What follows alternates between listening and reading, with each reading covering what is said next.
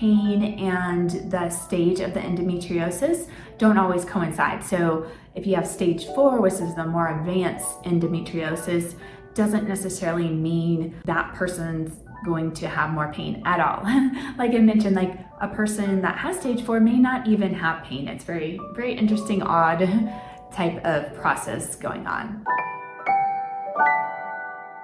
Endometriosis is the term means that there's growth of the uterine tissue outside of the uterus, so somewhere else in the pelvis.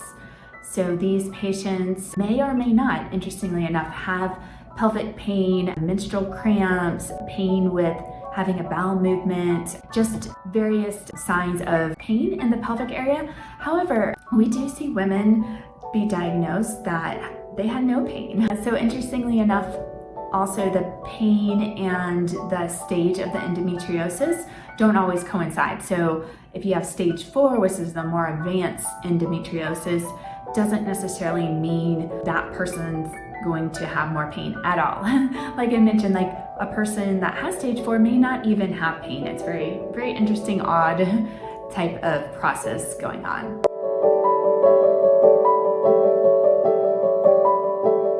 As far as endometriosis goes, a history of menstrual symptoms and chronic pelvic pain can lead us to think of endometriosis. The tough part about endometriosis, there are some screening tools, and endometrial biopsy has really undergone a lot of research recently and might lead to some really good indications that a woman has endometriosis.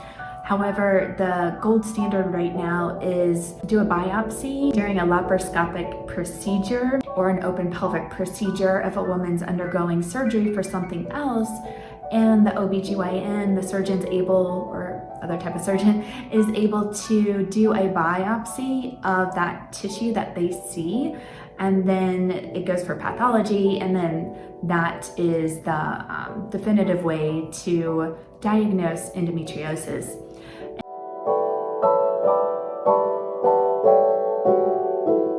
The Western medicine world's treatment of endometriosis includes non-steroidal anti-inflammatories like ibuprofen. It also includes at times birth control or some type of hormonal regulation by hormones, exogenous hormones that a woman takes into their body. And then another way to treat endometriosis is surgically, and the lesions can actually be removed surgically as a treatment. As far as a more holistic approach to endometriosis, something that we do in our and Baby Hope Fertility, and some things that we mentioned in our coaching program as well, is to really focus on the lifestyle pieces. It's amazing how our hormones can get out of balance by just lifestyle, and that means by the foods we eat, by our gut health is very important, because if we don't have really good gut health, we're not going to get rid of the extra hormones. So especially estrogen can accumulate in our body, and we don't want an excess of estrogens. We don't want estrogen dominance, which we see